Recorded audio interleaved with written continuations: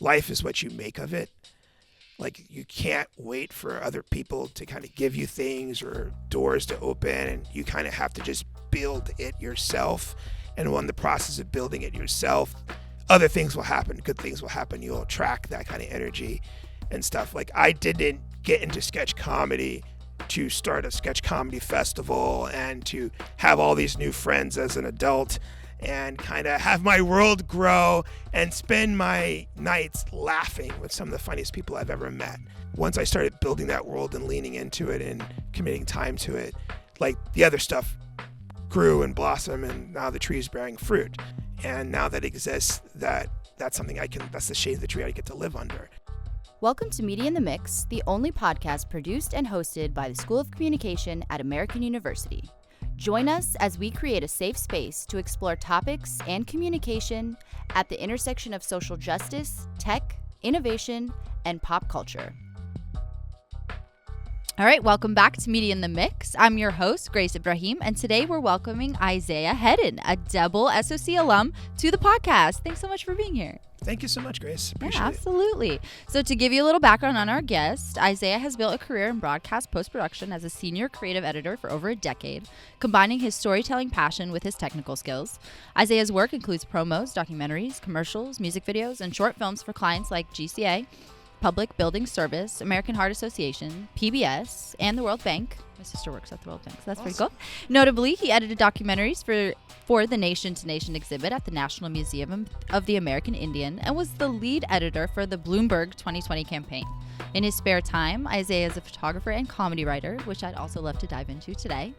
And yeah, let's get it started. Yep, ready to go. So I'm going to start with some questions that are going to kind of take you down memory lane, if you don't mind. Can you just tell us a little bit of your time at SOC? You're a double alum, correct? So undergrad and grad was correct. Was yes. At SOC. What made you come back? I was lazy. They have I don't know if they still have it, but they had the ability to where you could like skip a lot of things by just coming back for a fifth year. Right. And I was like, yeah, I'll just do that. Yeah. All my friends are here. Awesome. And I don't have to leave. Yeah. So I just applied and got in and just kept going. That's awesome. And then did you have any like favorite classes or any professors that stuck out in your mind that you still remember till this day? I think the best class I took was a class by Chris Palmer. Yep. Wildlife guy. Yeah. Documentarian, kind That's of a awesome. life coach. Yep. I would say that class bonded very well.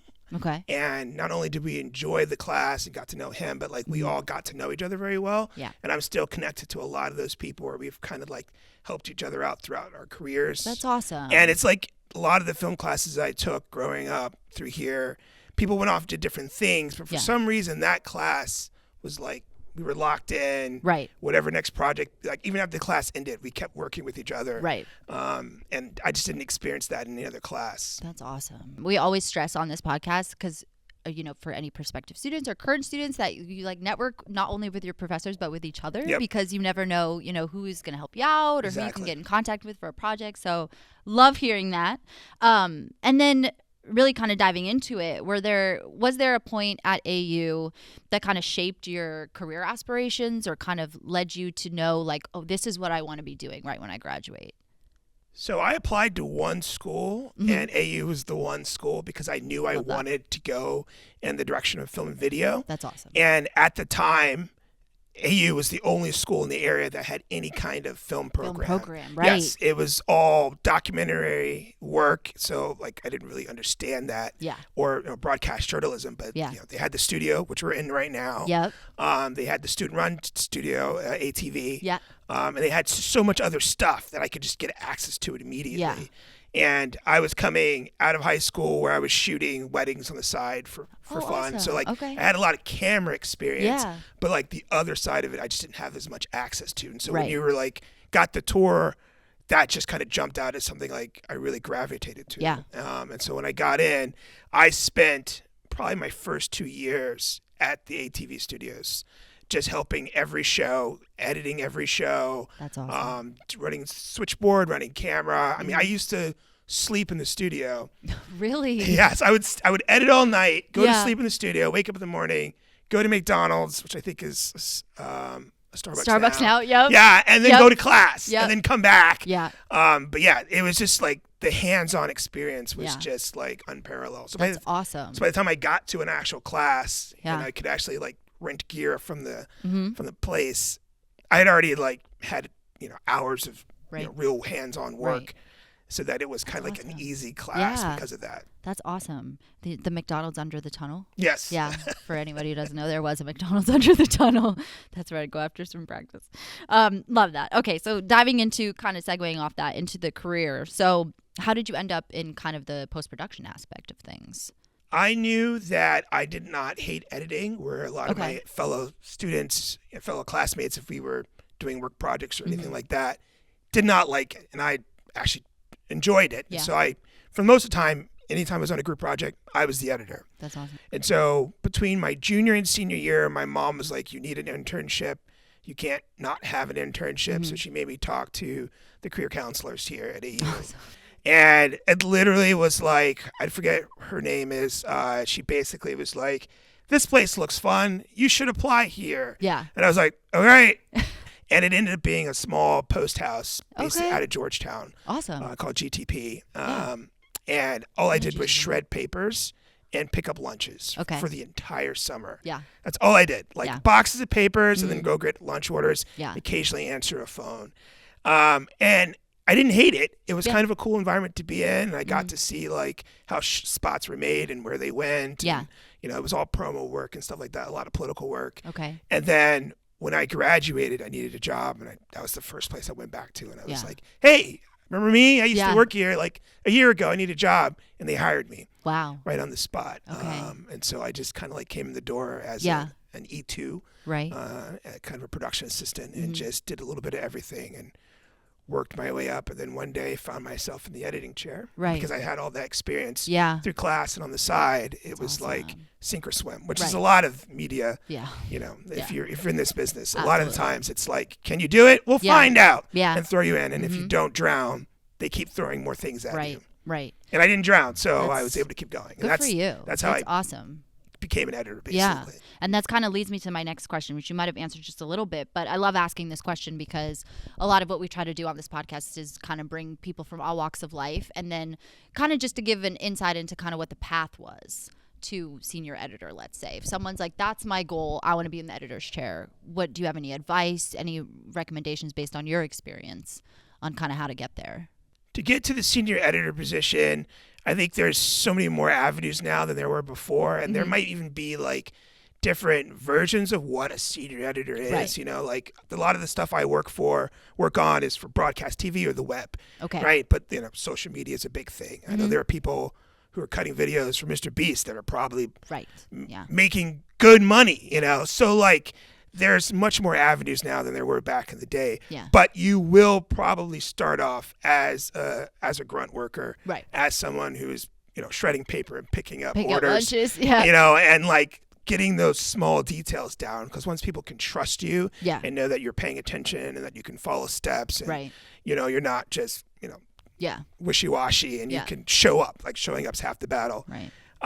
You'll get opportunities to do other things. And if you've learned the software, whatever the software is, whatever the tools are, if you have it and you know it and you can get into it, more opportunities will get to you. And so you just got to start chopping away at that block. And then eventually someone won't show up for work. Right. A client will ask for something different, and then your name will pop up and they'll give you a shot. Right. And then that's your point to just dive right in and go for it. Yep. And if, it's like luck is just preparation meeting opportunity. I love that quote. Yeah. That's all it was. Yeah. It's just like I've had the years in it. The opportunity came.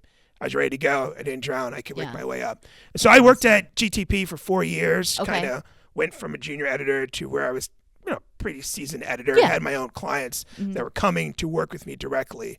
I was either working one-on-one with producers or one-on-one with like the client itself. Right. People that did not have any kind of media experience, and they were looking to me to kind of help guide them along the way. And then I went to a job fair. Those are important. Yeah, which they sometimes work. Yeah. Women Film and Video with it was one of their job fairs back in the day. And that's where I met the company I'm at now. I gave them my resume, and like 4 months later, they gave me a call. And I came on board during a political cycle. to cut ads for them, and I've been with them ever since. And so it's just like you kind of have to pick a lane. Yeah. And be really good at one thing. Yeah. And then push that. So yeah, I could shoot, I can write now. Right. I could direct, I could produce. Right. But like right now, my bread and butter is editing. And I still think that still applies to a lot of positions and a lot of things in the industry. So you still got to have that one ace up your sleeve, that one thing you can do day in and day out and not get tired of it. Right. And that's really cool. So you said you had clients that come to work with you directly. So it's like once you start networking, even if you're working within a company, there could still be those like individual connections. That's very cool. Yeah. I mean, it's all about relationships, right? And like people are people at the end of the day, and they want to work with people they like. And so a lot of times, they don't talk about it in class, but like there's a lot of psychology in the room, and being able to read people's temperament and understand what they're not saying or understanding what they're looking for, and then being able to get there for that, or like make them look good to their client at the end of the day. And if you can do that and you can repeat that, they'll keep coming back to you because, just like you want to go to somebody who knows your coffee order. Right. When you walk in the door, they're already starting and they're putting everything together and here's your order. That's a good feeling. Yeah, it makes you feel special. Yeah, your client wants that with you. Right. And so like once you kind of build that rapport with people, it just works out really well. Yeah. I think sometimes the misconception is that there's not a lot of interaction when you're an editor because they think you're just kind of like in the room. So can you give, shed light on the fact that you do kind of have to have that little back and forth like once a project starts? Yeah. So the difference would be like, in a perfect scenario, you would think that you're going to get a script and here's the media, now make it, and whatever you decide or cut is what's going to end up, being shown. And that is not the case. Right. There are clients, there are producers, and there are people who are paying for this to happen, and they all get a say and they all want to touch it in some form or fashion. So there's a lot of people management and work that you need to do, and like you need to be committed to the thing you're working on, but not so much that you're just going to fight tooth and nail for all your creative decisions. Like you kind of have to be like a referee sometime and be like, all right, I hear what you're saying, but this is why this wouldn't work. But let's see if we can make this work for you, you know? So you're like problem solving and solutions like that.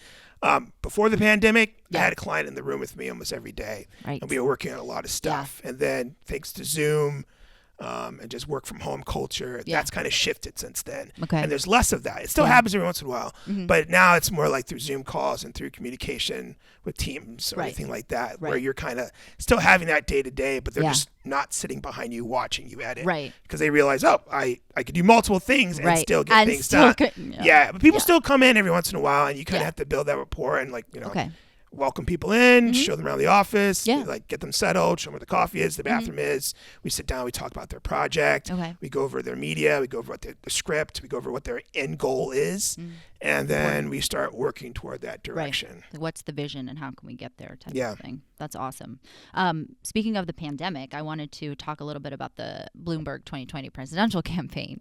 Two-part question there, I guess. One, how is it kind of being an editor in a political campaign environment? Only because we do talk a lot about DC on this podcast, and our students are going out there, and a lot of it is political, politics heavy work, I should say. And then two, kind of going into the pandemic at that time, and what was that like? So I guess two-part question, two loaded questions. Two-part question. So being an editor or the media guys on a team is you're kind of at the end of a long rope. Okay. Like a lot of decisions are being made and discussed and things are being shot. And by the time it gets to you, they just need it done. Okay. And so a lot of times, a lot of times I feel like, I feel like, I'm the race car driver that's driving the getaway car. I'm like trying to get to the end as fast as I can because it's about output more than it is about anything else. Right. And so like a lot of times I'm given not even a script, I would say these are the lines that we want them to say, make it look good, and then you're just kind of working with your producer, or building a rapport with your producer. They trust you to kind of grab the media you need and move forward with that. Right. And with Mike Bloomberg, he's a small guy, kind of low energy. So our goal was to make him look cool, make him look big and tough and fun, and he's got the answers. Yeah. And so and he came into the election a little later than all the other, right? So that's like a little different he missed too. Most of the debates and everything. Yeah. And so I called it the 4-truck approach. Okay. Where it was just like, we're just going to hit them with like 4-truck music, 4-truck text. Right. So you got a lot of big mic letters and stuff like that, and a lot of hitting and slapping. Right. And just kind of make him seem bigger than that and fast cutting. So like, my team kind of crafted that message, which became like his kind of standard throughout all his media stuff like that. Wow. And like, I never met the guy, unfortunately. Like, he never came by the office at any point, so I didn't get to go on any of the shoots. The one time he was close by, I tried to go, but I was already working on other ads for him, so they were like, yeah, don't worry about it. Wow. I got a button and a sign at the end of it. Okay. That's good. But so like stuff like that is like you're seeing and watching this person day in, day out for weeks, and like you're probably working 6 days a week. Right. You know, like 10-hour days, just kind of cranking as much as you can. I'm talking like 3-4 spots a week, and that's just my room. Yeah. And then like, you know, we had 3 editors on site, and then we had a couple other editors that were working remotely. Okay. And it was just like passing media back and forth, and just new stuff's coming in every week. And then we have a assistant producer who's got a big calendar on the wall that's kind of tracking all the information of when spots need to go out, which spots need to go to testing, and all that stuff. And so it does feel like when you're in it, it's just a slog, and you're just going as fast as you can and trying not to put the wrong thing in the wrong place. And that's crazy too, because you never met him, but I'm sure you felt like you knew him. Going through all this stuff, it's crazy. I'm sure if I saw him, I'd go to high five you'd him, be and like, he'd be like, "What are you doing?" I'm like, "Oh yeah, that's right. You don't know who I am." You don't know who I am, but I know a lot about you. That's crazy. And then just anything to add, kind of transitioning into a pandemic at the time, like a global pandemic. Yeah.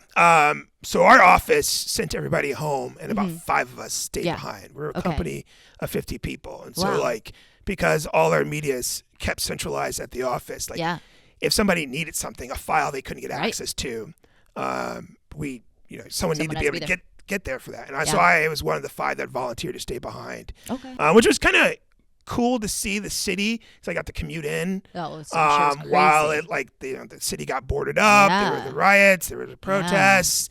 You know, like it really became a ghost town at some point. And then it was like there were like 3 restaurants that were open to the whole thing, and so every week you went to all 3 to make sure they were around, so that you could eat. And you walk in, you're like, "Hey, what's going on?" You know, so like it was like different, quiet space. And then once we kind of got out of things and people started coming back to work, we kind of went to a hybrid format, and then I started working from home because of that. Okay. But it was ghost town. It was so strange. Yeah, that's wild.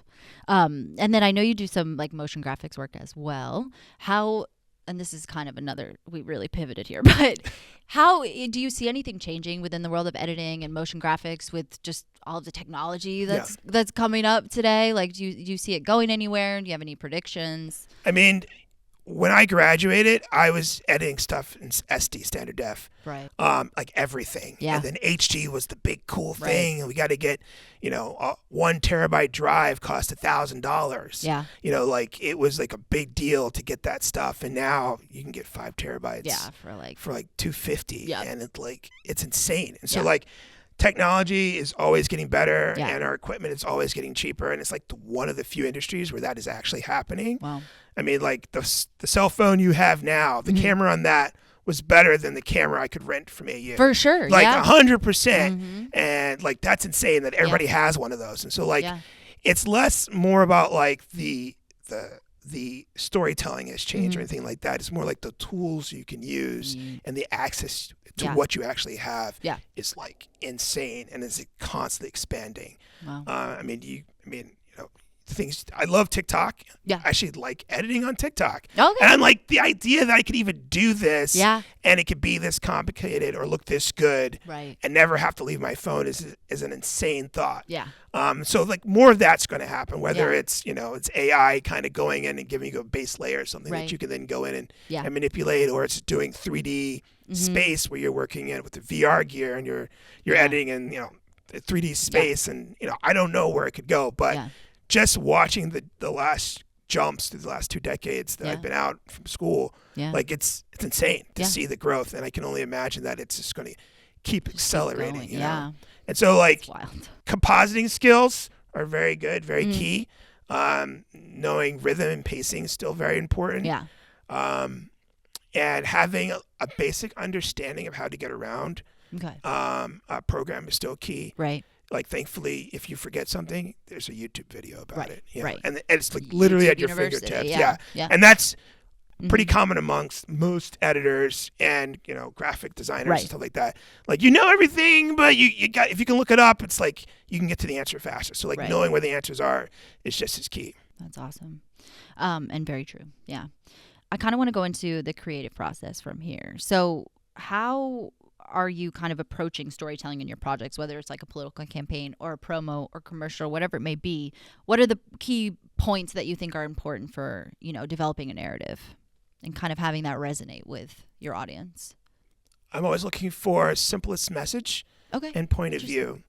A lot of times when they interview someone who's going to be in an ad, Mhm. they have a standard script that they Yeah. kind of give them, and then they ask them questions about their life or things that they're doing in general, like how did this candidate help you Right. achieve this, or what were you struggling with, and that, and simplicity is the best way to kind of get that message Yeah. across. You know, I really whatever, like that you know, answer. you Yeah. put as much in as you can, and you chip away, and you keep removing stuff. And if Yeah. the story can still be told or the message can still be understood, Mhm. as you keep removing stuff, you keep going until it's Yeah. like you're down to the bare bones. Right. And that's what people are going to resonate with the most, Right. because, you know, people are covered in messaging all day long. Right. And so like we kind of not dumb down the message, but simplify the message so Right. that it's easy to absorb and easy to walk away with what you want them to have. And like having an end goal is important, knowing the feeling and the emotion you want people to, you know, do you want them to donate afterwards? Yeah. Do you want them to be sad? Do you want them to be Right. happy? Right. And then like work backwards from there. But Right. remember, your message needs to be simple. It can't be Simple. about Yeah. 3-5 things. It needs to be about one thing. Right. My horse was sick on my farm. I was able to get these bills paid, Right, and right. now my horse is better. Yeah. Like Simple. it's simple, Yeah. and Mhm. that's the best way, I think. And it's with storytelling, like it's the same thing. And like whether you're doing a photo editorial Mhm. or doing a podcast or Yeah. anything like that, like the simplicity of story is still Right. the same concept applied through all of that. Okay, that's awesome. I actually really like that answer. And then I guess this kind of leads to the next question of any advice, just because we did say just a second ago about how sometimes there is a lot of like features you could use, and Adobe now is like all these different things that you could try out in this. What do you have any advice for our students on how you can balance the creative with the technical? So like does that kind of apply to that same answer of like keep it as simple as possible? Because I think sometimes we focus a little too much on being fancy or using all of the the like tools we can, but then also you want to balance it out with a simple message or something. So just any advice there on kind of balancing that creative with the technical? I think you should try all the plugins and try all the effects. I love that. Just so you know what they do. Yeah. I mean, I think that's whenever I come across something new, I'm like, oh yeah, I'm gonna add that to I'm just going to explore it. to my favorites folder, and I'm always gonna sneak it in when I can. Yeah. Okay. So like try, like explore it out. Mhm. I mean, these tools are so powerful now. Yeah. They do a little bit of everything. There's a lot. Yeah. And do more of what you love, because it will become a part of your style. Right. If you're the guy that cuts really fast and has big slashes and lens flares and everything feels like it's always in motion, Right. when people need that ad or need that kind of content, they're going to come to you for it. But if you're like, I like long takes, I like tight shots of faces, and I like, using off color and all my color correction, Gotcha. like just lean into it. Yeah. Like you pick a lane, but Right. like I think it's good to try everything and then Right. know, and then stick with what you like. Do you think you kind of develop a style of editing over time? Yeah, because you can't remember everything. Right. And so the stuff you So you start to remember gravitate, tends to be yeah. the stuff that you like, Okay. or something that you maybe have seen. Like Yeah. if you're watching a lot of Bear, love that you're show. probably going to start cutting it. very Yeah. weird Yeah. and not even realize you're doing Yeah. it Yeah. because you've been watching this Right. type of editing style. Right. Interesting. So Okay. like stuff like that kind of seeps into your style and Whatever you character, like whatever you're gravitate towards, absorbing, yeah. Okay. which is why it's like, you're always supposed to be learning. You're Yeah. always supposed to be growing and Right. studying, because it doesn't stop here. Like it Right. really doesn't. It just Right. keeps going. And there's just so much that you can't ever watch everything. Right. And Yeah. so the stuff that you like and you gravitate toward, the more you spend time with it and absorb it, it becomes a part of you. Yeah. No matter what you do. I feel like I haven't really found my style of editing yet. As I'm thinking about that, I'm like, I like cuts all over the place. And then just one last thing on kind of the editing aspect of things. It obviously anything in media is so much collaboration, is so much teamwork. So any advice there on how to just like foster a good environment, like a collaborative environment, a positive environment? So I feel like it's difficult tough, sometimes when a lot of people have a lot of opinions and such. The best thing is like leave ego at the door. You know, if everybody's working toward the same end goal, a good product, like even bad ideas can, could help lead to good things. Like maybe the ideas that are being suggested aren't the right, but why are they being suggested? Like, what are they actually trying to get at? Do you need to change the pacing? And that's not really, you don't need to change the music. You just need to change the pacing of the cut. Like, try to find the why for people's suggestions, but the ego gets in the way. That destroys stuff where people get like, well, you're not taking my idea, so I'm just not going to care anymore and kind of check out. And now you're trying to accomplish something and your audio guy doesn't care whether it's good or not because he's never going to use it. So as long as you like keep that environment that we're all working in together, we're all on the same team, we're all trying to accomplish the same goal, like that, and it's not about, me being better than you or you being better than me. Like we're just working as a team. As long as you keep that spirit together, because it is a team sport. Right. You can't do this by yourself. It's really tough. Yeah. Then that works out great. But I definitely think humility is a big deal. Open communication is a big deal. People can't read what you're thinking. People can't read your mind. Right. So you got to be able to express what you're thinking, what your vision is. And so look, you do find people that speak your language. That's always great. And you should hold on to those relationships. But there are times where you'll find yourself in rooms where maybe you're not actually the smartest person. And maybe just like, swallowing that ego and just listening and absorbing is the best way to go about. And then there's places where like, hey, maybe this is my time to kind of like stand up and, speak out, but like feel comfortable in that space to do that. But like, don't do it in a way that it's like, I'm here, you should be listening to me. Like, make it like a part of the teamwork, That's awesome. I like my sets to be like, if you got a good idea, say it out loud. I overshoot because I'm an editor, and so I'm shooting to edit, but I will do 8 takes of something. Even after I get it, I will do a safety take because I want to have options in my edit suite. But I like it when it's like someone's like, what if she grabs it with her left hand and then throws the ball across the room and hits him in the face? And like, let's just try it. It's digital. I love that. We're not, we're not confined to, by the physical space anymore. So let's use it. Yeah. That was all great. I totally agree with that as well. I feel like I never like to assume I'm the smartest one in the room. I don't know. Oh, I've messed up. If I'm the smartest person in the room, I'm in the wrong room. Yeah. 100%. Okay, I want to get into the comedy. Oh. So, what brought that on? I mean, was that like something you've always wanted to do, or did you have experience prior to kind of going into the sketch comedy world? I got into comedy kind of in a backwards way. I had taken most of the film classes here at AU, so I had taken a couple of screenwriting classes. So I had an understanding of how to write a script and how to write dialogue and character and all of that. And I was trying to figure out how to make my own cartoon series and like how do I build that system or like build that kind of a production. And the animator that I knew, he was like, well, what you really need to do is you need to write a script. And I was like, that's like the weakest of my skills is writing, which is why I'm a visual guy. I could paint a picture, but I asked me to put a sentence together and it's a different story. And so I needed to practice. And I had told a friend of mine, she was like a first-time director, that I was like, I need to start making my own stuff. And that's step one is writing it. Yeah. And she was like, well, I go to this sketch jam that meets every fourth Sunday. You just bring a script. Actors will perform it on stage, and that way you get your stuff. You see your stuff performed and hear the words out loud. And so I went to one meeting and I was like, oh, this is actually pretty cool. It's like, everybody's very friendly. Yeah. So it became like my deadline to where it's like I'd show up with a 4-page script. Love that. Comedy script. I don't know if it's really funny, but it was like funny to me at the time.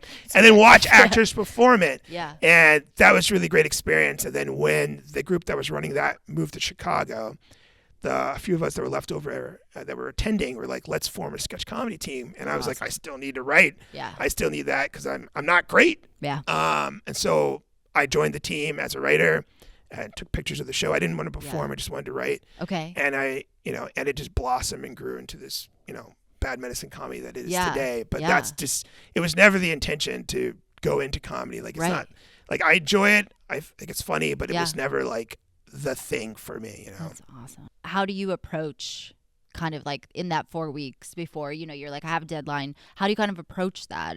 It's really the same as storytelling. Like what's kind of the approach to the writing process? My writing process is probably different from a lot of people. Mm-hmm. I consume a lot of media, and so like I'm always thinking of stuff. And you should like be writing down funny ideas. Yeah. But a lot of times I'll go to like like a random sentence generator or premise generator, and just like generate like 50, 20, 30 ideas, Okay. and then like go through them, pick out my favorites, and then try and come up with a premise or an idea around something that Okay. kind of fits that.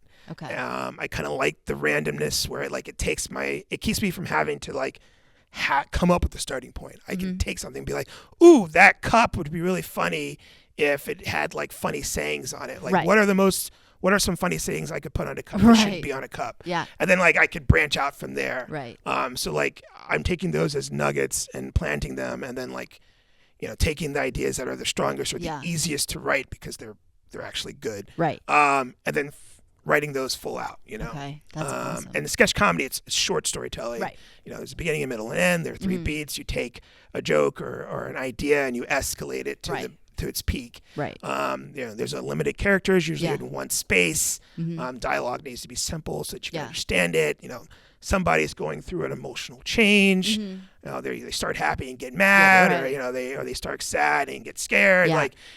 There's a structure to it that's Okay. very similar to screenwriting, Yeah. which is you got tons and tons of pages to do it, but now you've got like 4 or 3 to kind of set something up, explain what's the end goal is, and Yeah. get to that. So for me, it's kind of like nugget idea, Yeah. kind of water it and see if I can make it bigger than that. And then once you get going, you're in the groove. Yeah. Like you can get to the end yourself. And I often, a lot of times, will write the whole sketch in an email. Yeah. Okay. And then just so I'm not worried about formatting and all Right. that, I'm just like, get it on paper, get it on paper. And then once it's on paper and I feel good about it, after I've read it, then I'll transfer it to a Google Doc or something, awesome. and then go in and format it Right. and make sure everything is right. And then I'll be like, oh, it's too long, I need to lose Yeah. a page. Or, Right. oh, this looks weird. Like, Okay. for the most part, it's like, get it down on paper, Yeah. flesh it out, and then like format it, and then Yeah. I'll take that to the writer's room from there. That's awesome. And just on the name Bad Medicine, where did that come from? What was the inspiration behind that? So John Bon Jovi has a song called Bad Medicine, Okay. which we had no idea about when we picked the name. Yeah. So it's not based off of that. Okay. The whole idea is basically laughter is the best medicine, Mm-hmm. so we're bad medicine. Okay. That's awesome.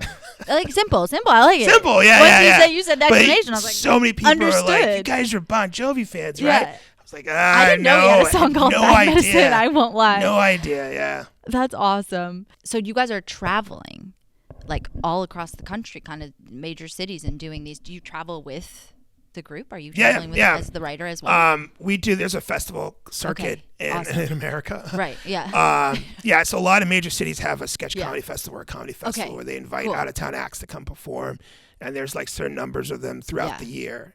And we kind of tapped into that early on Yeah. because DC, unfortunately, does not have a lot of theater Right, that's spaces what for I was indie reading, comedy. yeah. It's a lot of, DC is kind of like in stand-up town. So much stand-up, lots yeah. of stand-up, lots So of much stand-up. bars. You can go to a stand-up show every night. It's wild. Yeah. And there's a lot of improv shows, Mm-hmm. and what sketch needs a little bit more than both of those combined. And so like those spaces aren't always readily available, or they Right. cost a lot of money. And so to get stage time, to get those reps in, it was easier to, hey, let's apply to this festival Yeah. that's in Seattle. We'll be there in September. We'll go see a bunch of sketch shows that Yeah. weekend, and we'll get to perform. And so like we got to know different festivals that are really good and got to meet the people behind them. Mm-hmm. And that kind of motivated us to like have a deadline, prepare new Right. stuff for it, Right. and kind of rinse, wash, and repeat. And as we did that, we got better and better and stronger, and it got easier to put shows together. Right. And then the opportunity comes to find a place to call home that's local and produce shows there.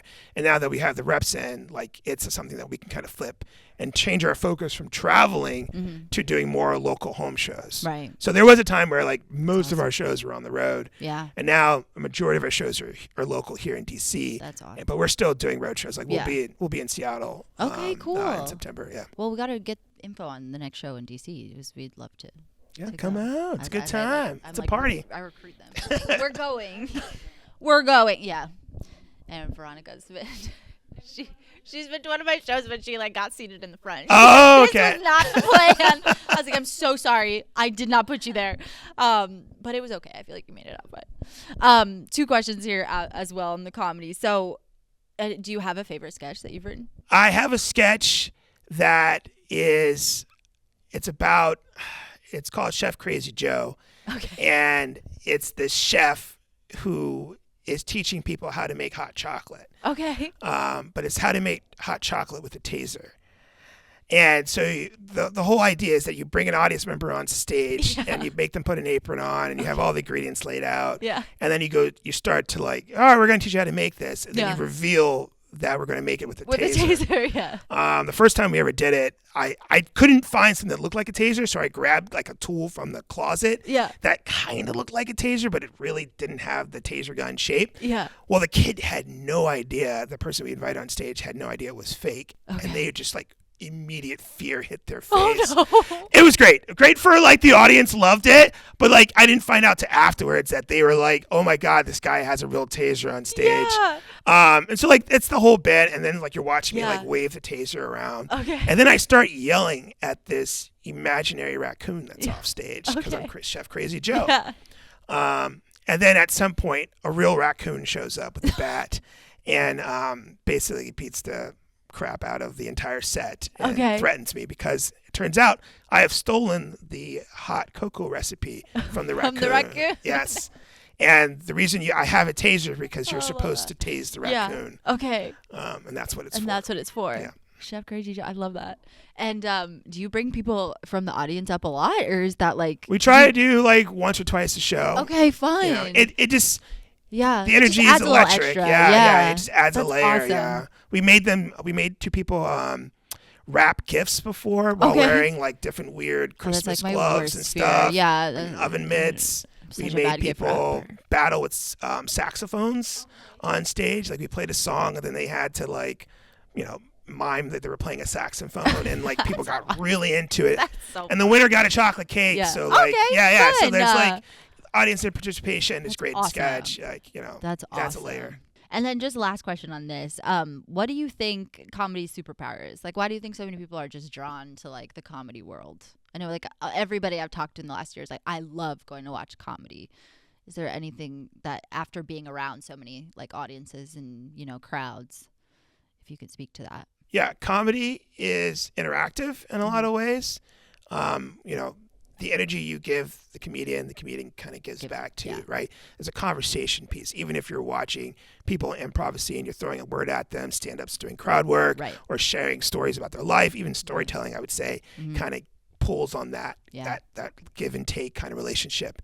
But also, like, life is hard. Life's a struggle. And be able to sit down and kind of check out for an hour or so and just be like, all right, we're just going to laugh and have a good time, have a drink, and just giggle at being silly. I mean, that's one of the reasons that we love doing it so much. Is like we're bad medicine, but still at the end of the day, for us, it is a stress reliever. You know, it's a good time. We get to like lean into that silliness that we may do a little bit at work, but now I could just full blown just be like my wacky self on stage and dance and sing and hop around and high five the audience and everybody's in on it with me. And when you get that uproar of a laugh where you hit that home run and everybody's just like blown away or just in it together, it's electric. It's electric. It's insane. Like I could run through a wall after doing that. I think it was Tiffany Haddish that said, just seeing people's mouths go up and seeing everyone's teeth is like electric in itself, because that like once you see that, people are just so happy, they're like beaming, which is awesome. So you are performing too. Yes, are you up there? I'm performing now. When I started, I was like, do not put me on stage I am not an actor. I'm the guy behind the camera. Right. I will make your we will shoot sketches and videos, and I'll write and I'll edit and I'll take pictures of the show. But don't put me on stage. Yeah. And then people slowly figured out that I could act or at least be entertaining on stage, and they like slowly pushed me on. So now at the point now where it's like I've done it enough times that I'm actually comfortable on stage. But you're having fun doing it? I'm having fun doing it. I still prefer to sit in the back. I feel you. And be in the tech booth, flicking lights and stuff like that, doing the techie stuff because that's my passion. Yeah. But I can get on stage and play a wacky character if you need me to. That's awesome. And are you doing photography for anything else, or is photography just kind of came in through shooting these shows and stuff? Before I got into comedy, I spent my 20s doing photography stuff. I was shooting fashion photography. Okay. And doing portraits and stuff. It was like fun. I was working for the yearbook. You were shooting weddings too. Yeah, I was shooting video for weddings. Right. Oh, video. I was shooting video for weddings, and then came to college, and then got on the newsletter, the yearbook. Yes. Got in the yearbook. Okay. So I get access to the camera. That's awesome. Good for you. Yeah, it's a good way to do it. I was doing yearbook stuff. That's awesome. I was doing yearbook stuff, but also was like shooting stuff on the side, and then took all the photography classes and the developing the dark room. Yep. Doing all that, took as many as I could that they would let me, and did all that, and I had a passion for it. So when I graduated, I went and bought a camera and started shooting more stuff on the side. And so fun. there used to be an indie magazine called Lori and Wilma that was back in the day, and I was doing all their fashion photography for them, and it was like it's kind of like a lifestyle magazine, but like very do yourself kind of style. Yeah. And I did like the covers, the spread, and all that. And it was a lot of fun. It was a lot of good.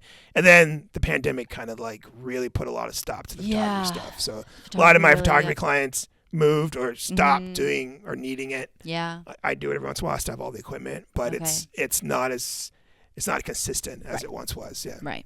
That's awesome. Photography's fun. I feel like commercial photography too, like fashion photography and all that is a lot of fun. Because you can play music while you work. Yeah. Whereas you're filming stuff, I need quiet on the set, but like I can crank up the reggae music, get the lights going, we just chill. And I feel like your subject feels more comfortable. Yeah, and like the silence and like action. Yeah. Okay, it's my turn. That's awesome. Anything exciting you're doing now? Any projects that you want to talk about or anything cool going on? Yeah. So one of my main missions is to grow the sketch comedy scene in DC. Okay. And right now, I would say we were either entering or in the golden era of sketch comedy in DC. When we started our troupe, we were like one of 5. Okay. And we're pushing, getting close to 15 sketch teams in DC. Wow, that's so cool. Different groups of people. People who are doing improv went and formed their own team. Other students had formed teams. So we're teaching and doing class at DC Improv, but there's a bigger sketch comedy scene that we're very active in and supporting. Awesome. So my goal is to create more space, no gatekeeping, create more space and opportunities for other people, and then support them. And that has really helped the kind of scene grow, where people are excited to come here and participate. And we have out-of-town teams that are traveling here that had a good time. We just had DC Sketch Fest. DC Sketch Fest. Back in March, which was amazing. We had like 18 teams come in from out of town. Where was that? Where do you guys we did shows at the GCAC in Adams Morgan and at the DC Improv. That's awesome. And it was a blast. It was 4 days of sketch comedy. We got some good press coverage about it. Yeah. All the shows sold out. Yeah. We had teams from Seattle. We had teams from New York and Toronto. That's awesome. And so we're just looking to expand it next year and do even bigger and better and have even more DC teams participate. Yeah. So just as the scene grows and as it gets bigger, I think that's going to open doors for a lot of people and create some new opportunities. Yeah. And we're kind of in an era where you don't have to be in New York or LA to kind of make content, find media, and build off of that. Yeah. And so I feel like we're on the path for something or someone to kind of hit it off and kind of be it. Yeah. And we've got our are stand-up celebrities, and Yeah. we got a couple people from the improv scene Cool. that have hit it Okay. big as well. Yeah. So I think it's time for someone from the sketch scene to kind Yeah, of get up there me and kind too. of put us on the map. Me too. I feel like comedy is evolving in itself in Yeah. its own little realm, because I feel like with TikTok and social media Yeah. and like you just have so many ways to create comedy. It's not so much like standing on a stage with a mic talking to a crowd anymore, Yeah, you yeah. know, which I love and I appreciate. That's awesome. Did I hear you say you give some classes at DC Improv? Yeah, we teach Oh, we that's teach sketch awesome. classes at the DC Or you Improv. teach yeah. Yeah, okay. we're the sketch comedy arm of Cool. the DC Improv. Okay, Yeah, that's yeah. awesome. We came on right before the pandemic started, and then taught classes online Yeah. throughout. And then once they reopened, we came back and started doing shows there as Awesome. well. And so I feel like it's popped up in my email for Yeah, sure, because hopefully. I still get the DC Improv emails, and it's all We're trying, sounding I'm really trying. familiar. Yeah, Yeah. that's awesome. Well, I'll definitely have to make it out to a show for sure. So one last advice one last question I like to ask our guests is, can you just give our students any piece of advice? It could be multiple pieces of advice, but kind of looking at where you started when you were going to school and where you're at now. Just and it could be like life advice. I have here, in post-production or comedy or this, but it can also be in like a general sense. Is there anything you have to say to these kids? Yes. I think I have to. This is something I'm trying to teach myself and try to remember myself, is like, life is what you make of it. Like, you can't wait for other people to kind of give you things or doors to open, and you kind of have to just build it yourself. And when the process of building it yourself, other things will happen. Good things will happen. You'll attract that kind of energy and stuff. Like, I didn't get into sketch comedy to start a sketch comedy festival and to have all these new friends as an adult and kind of have my world grow and spend my nights laughing with some of the funniest people I've ever met. Right. Like, that is not something that was a goal of mine.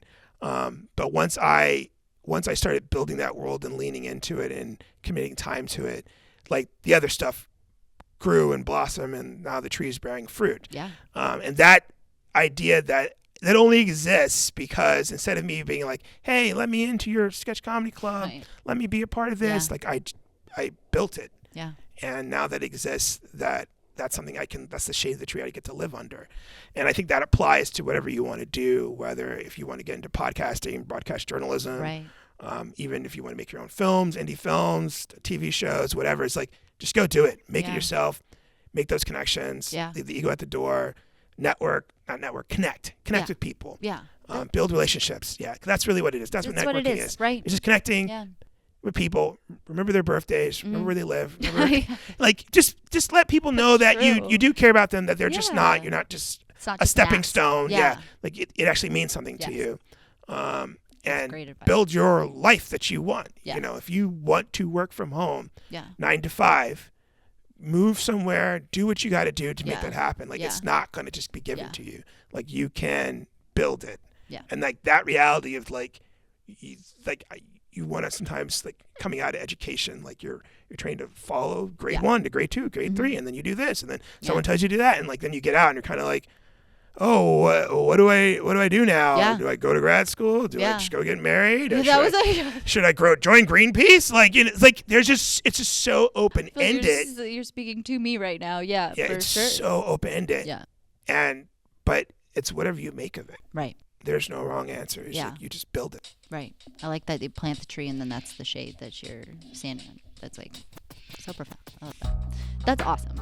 Isaiah, thank you so much for being here. Thank you so much, Grace. This was so fun. We'd love to have you back whenever. Yeah. As double SOC alum over here. Thank you for tuning in to Media in the Mix. If you'd like to donate to SOC, go to giving.american.edu, and we will see you on the next episode.